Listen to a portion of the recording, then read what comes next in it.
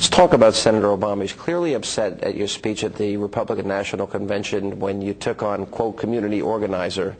Do you think that maybe being a little too rough on Senator Obama? Some of his critics think that was over the line and too tough. Oh, I certainly didn't mean to hurt his feelings. Didn't mean to offend any community organizers either. I do have respect for those who have chosen public service. And what I was doing, though, certainly, it should be obvious, was directing a comment to him as he had taken a shot at small mayors across the nation. So it was payback. And you know, small mayors of small towns, quote unquote, they're on the front lines. They're held accountable every single day that they are in office with real responsibilities that do demand that accountability and invite accountability.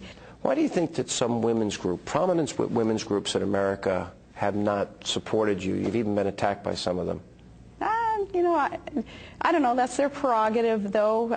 Again, this campaign is about very important issues that are not necessarily gender specific, and I believe that the ticket is the right ticket for America as we progress our agenda that's going to lift up all Americans. And certainly I would love to have their support, but I'm not going to change my positions in order to get some of these groups and some in the media to try to woo them over. Don't have time to do that. We're moving forward on a ticket of reform. Let's talk about Senator Biden, your counterpart. He's spent over 30 years in the Senate. He's been on the Foreign Relations Committee. One might even wonder if Barack Obama would want to debate him. That is going to be your task. How big of a challenge do you view the upcoming debate with Senator Biden?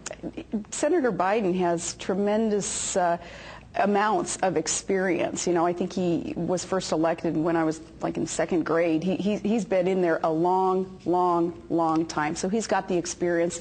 He probably has the sound bites. He has the rhetoric. You know, he knows what's expected of him. He's a great debater also.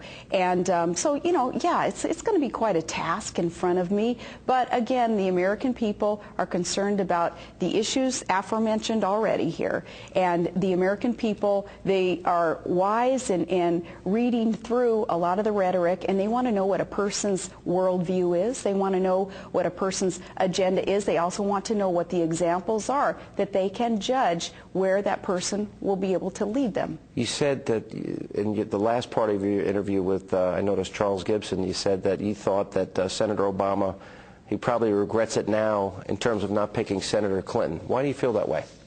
I think Senator Clinton had shown a lot of determination and stick-to-itiveness in her campaigns, and I have to respect that. I don't have to agree with all that she tried to push through and parts of her agenda. In fact, I don't agree with all of it.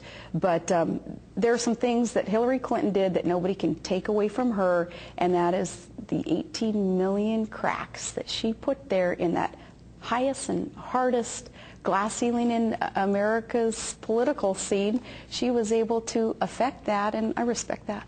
Let me ask you this. Senator Obama had talked about people in Pennsylvania while he was in San Francisco as being bitter Americans, clinging to guns and clinging to religion. Do you think that was a put-down of middle-class people in the country? Well, you know, I'm one of those people. So I think that we just have great respect for a candidate who would not speak about us, middle-class Americans, in one part of the country and then turn around and say something different about middle-class America in another part of the country.